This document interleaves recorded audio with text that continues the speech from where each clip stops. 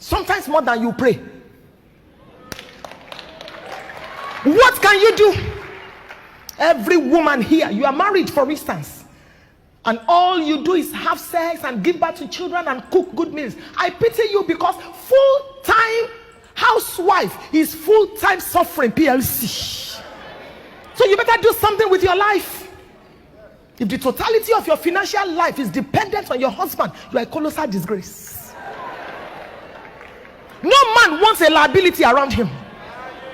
Every man wants an asset. You should be your husband's think tank. Your husband calls you and says, give me a check, 1 million, I'll give it back to you in 3 days. Say, you want to kill me? Where will I get it? You are a failure. Fingers are not equal. Must your own be the shortest?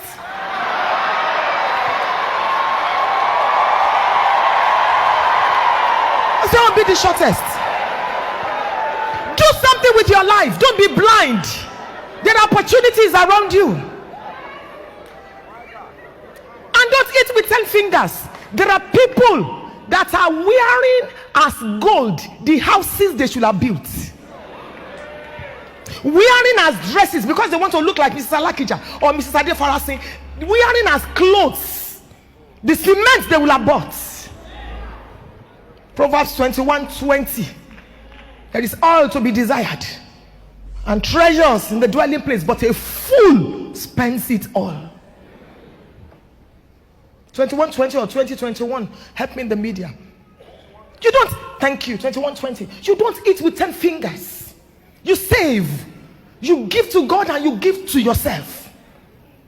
Because my dear, let me tell you, you're going to wake up very soon and realize that you are 84. I can't believe I'm 54. When did they give birth to me? I can't believe it.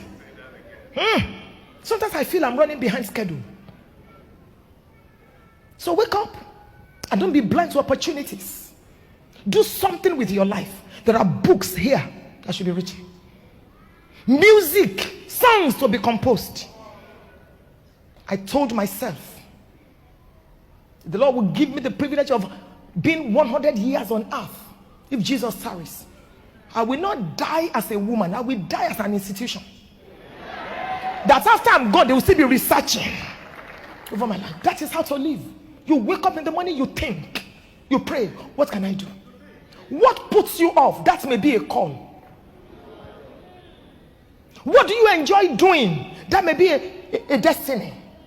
Do something with your life. Don't be blind to opportunities. And it even begins in the house of the Lord. I got saved almost 40 years ago. By God's grace, my husband and I pastor a church of about 5,000 people. We have 33 churches. Everything put together. But beloved, I still go to church to sweep the floor. And I will sweep till Jesus comes. Because it was broom phone I was holding before Jesus gave me microphone. You have become so pompous because of the little change in your pockets. You can't bow to greet God again. You begin to speak through your nostrils. Even God is asking the angel, what did he just say?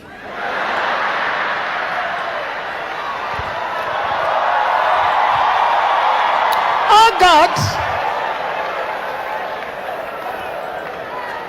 don't tell me you are humble until some things are in your life, e.g. money, power, position.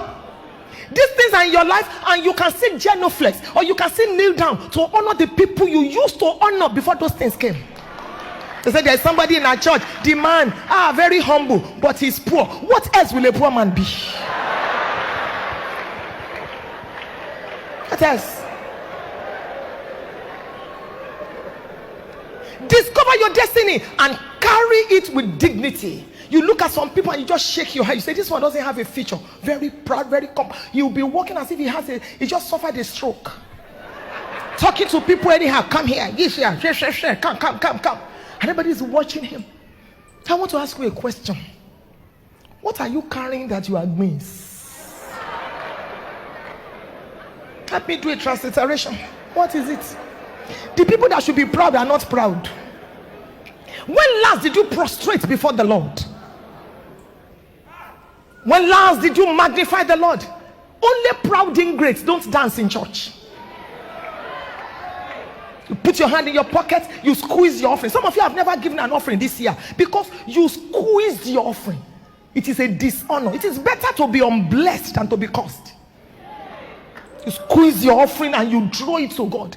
You've been giving 2,000 naira since they created Lagos State 50 years ago. You are still giving 2,000 naira, waiting for God to demote you. What's going on here? If you're going to fulfill your destiny, you must carry humility along. And worship is the antidote for pride.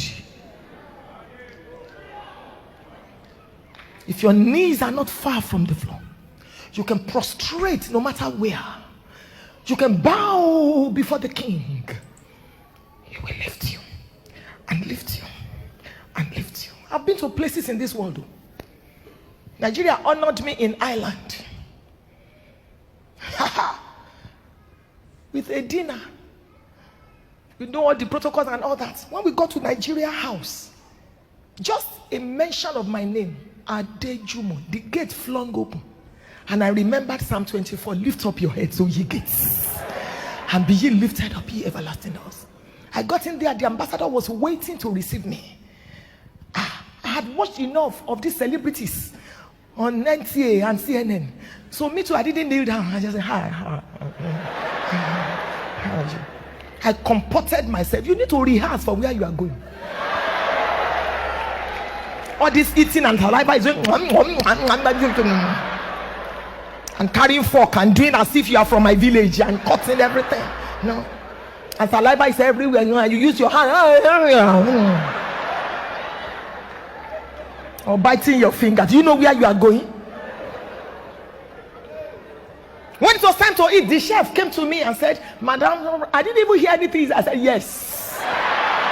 Yes, bring everything. He brought what? It was bitter. I was enjoying it. Do I know when next I will have that opportunity? Destiny, here I come.